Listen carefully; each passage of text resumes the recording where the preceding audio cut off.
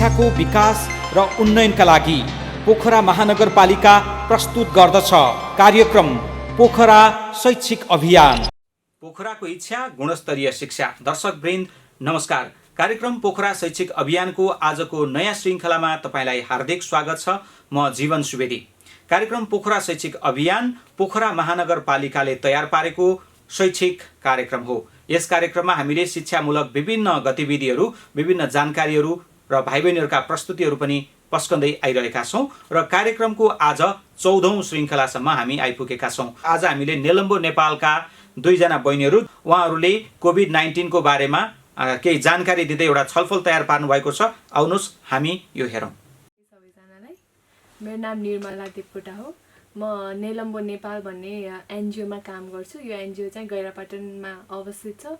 म त्यहाँ चाहिँ हेल्थ प्रमोसन अफिसरको रूपमा कार्यरत छु। नमस्कार सम्पूर्णमा। मेरो नाम चाहिँ समिका बस्नेत र म पनि नेलम्बो नेपालमा कार्यरत छु। आज हामी यहाँ चाहिँ हजुरहरूको सामु कोभिड-19 जुन अहिले रोग विश्वभरि फैलिरहेको छ र जसका कारण हामीले लकडाउन पनि भोगिराख्नु परेको छ, त्यसका बारेमा हामीले जानेका केही कुराहरू हजुरहरू सामु प्रस्तुत गर्न गइरहेका छौँ। साथी, अनि तिमीले चाहिँ यो कोभिड-19 को बारेमा चाहिँ कति कुराहरू सुनेको छौ त? मैले चाहिँ यो कोभिड-19 को बारेमा चाहिँ विश्व स्वास्थ्य सङ्गठनको पेजमा पढेको थिएँ। यो चाहिँ हाम्रो श्वास प्रश्वास सम्बन्धी रोग रहेछ र यो चाहिँ एक मानिसदेखि अर्को मानिसमा चाहिँ सजिलै अब कोही मानिसलाई यो रोग लागेको छ भने उसले हाछ्यु गर्दा, अब मुख नछोपिकन गरेमा, अनि अब हाछ्यु गर्दा हातले मुख छोपेको भए पनि अब त्यो हातले अरूलाई छोएमा हो, त्यस्तो कारणले चाहिँ सर्न सक्ने रहेछ। त्योभन्दा बढी तिमीलाई केही थाहा छ र? अब यो यसरी सर्छ भन्ने त सबैले थाहा पाइ नै राखेको कुरा हो, तर यसलाई अझै बढी सर्न नदिन हामीले धेरै कुराहरू गर्न सक्छौँ। यी कुराहरू चाहिँ अब धेरै ठुल्ठुला कुरा पनि छैनन्, हामीले दैनिक जीवनमा गरिराख्ने। अब हात धुने जस्तो कुरा, हाछ्यु गर्दाखेरि मुख छोप्नुपर्छ भन्ने कुरा त हामी सबैलाई नै थाहा छ, तर यो कुरालाई चाहिँ अलिक विधि पुऱ्याएर गर्ने। जसरी अब हात धुँदाखेरि हातका सबै भागहरूलाई चाहिँ साबुनले छोपिनु पर्यो, त्यही हात धुँदाखेरि पनि 20 सेकेन्डसम्म हात धुनु पर्यो।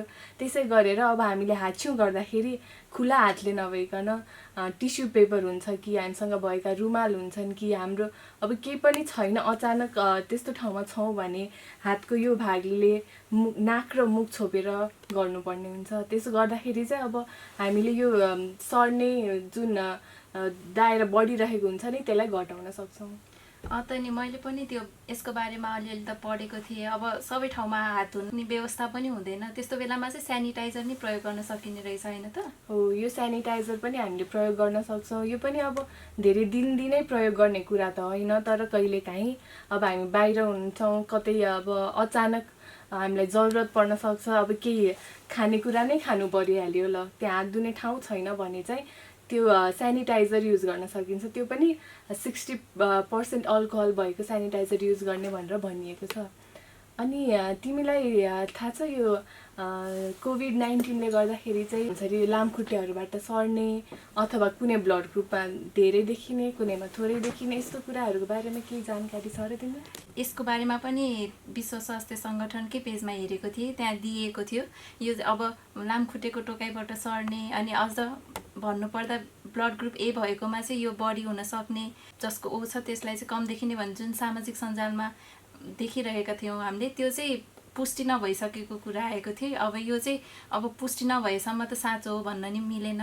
त्यही भएर अब अहिले चाहिँ अब जे कुरा पुष्टि भयो अब त्यही इन्फर्मेसनहरूलाई नै अब पास गर्दा राम्रो जस्तो लाग्छ मलाई चाहिँ। त्यही त, हाम्रो यो सामाजिक सञ्जालहरूमा अथवा धेरै पेजहरू यस्ता देखिन्छन् जसमा धेरै कुराहरू भनिएका त हुन्छन्, तर यो कुराहरू सत्य हो कि होइन भनेर चाहिँ अलि ठम्याउन गाह्रो हुन्छ। यो कुरा सत्य हो भनेर चाहिँ कसरी थाहा पाउने होला? यसको लागि त अब हाम्रो नेपाल सरकारकै पनि अब यो कोभिड-19 को बारेमा छुट्टै पेज नै छ। अनि अब नेपाल सरकारको बाहेक पनि अब विश्व स्वास्थ्य सङ्गठन अनि अर्को CDC सेन्ट्रल फर डिजिज भन्ने पनि छ।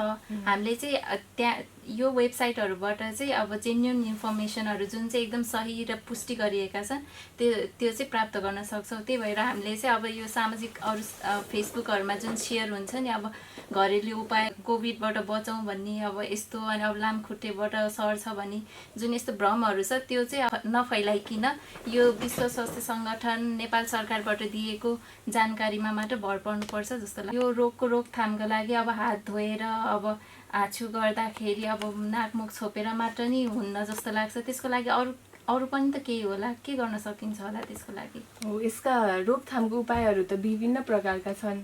अब जस्तै अर्को एउटा रोकथाम गर्न सकिने कुरा भनेको चाहिँ सोसियल डिस्टेन्सिङ जुन भन्छौँ हामी, सामाजिक दूरी कायम गर्ने भनिन्छ।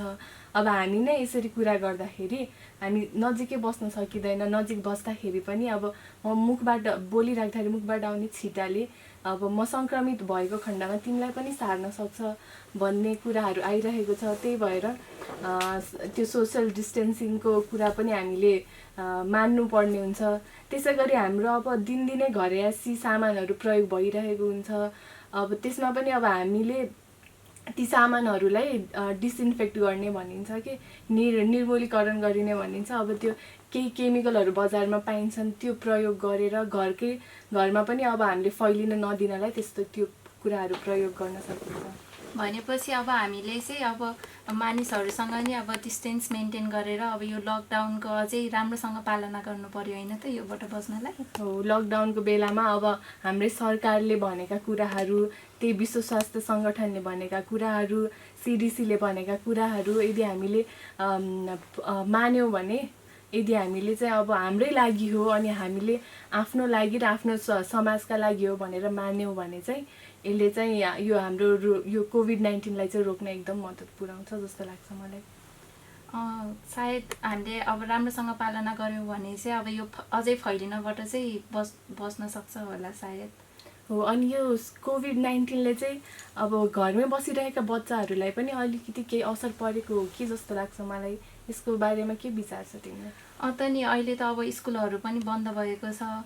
अब यो खाली समयमा चाहिँ उनीहरूलाई केही न केहीमा चाहिँ इन्भल्भ गराइराख्न, उनीहरूलाई व्यस्त राख्नलाई अब इन्टरनेट, अब टिभी छ, त्यहीँबाट पनि धेरै कुराहरू अब किताबी ज्ञान मात्र नभएर अब बाहिरै आफ्नो घर बाहिर निस्केर धेरै कुराहरू सिक्न सकिन्छ। अब कोर्स बुक मात्र नभएर अब अरू स्टोरी बुकहरू त्यस्तो पढ्न लगाउने, उनीहरूको लागि रुटिन सेट गरिदिने, त्यस्तो गरेर नि उनीहरूलाई व्यस्त राखेर सायद उनीहरूको यो जुन खाली टाइम रहेको छ त्यसलाई चाहिँ युटिलाइज गर्न सकिन्छ होला।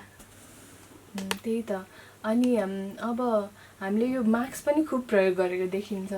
मास्कले मात्रै जोगाउने हो कि हात मात्रै धोएर जोगिने हो कि, यसको कुरा चाहिँ के हो, अलि तिमीले भनिदिन सक्छौ?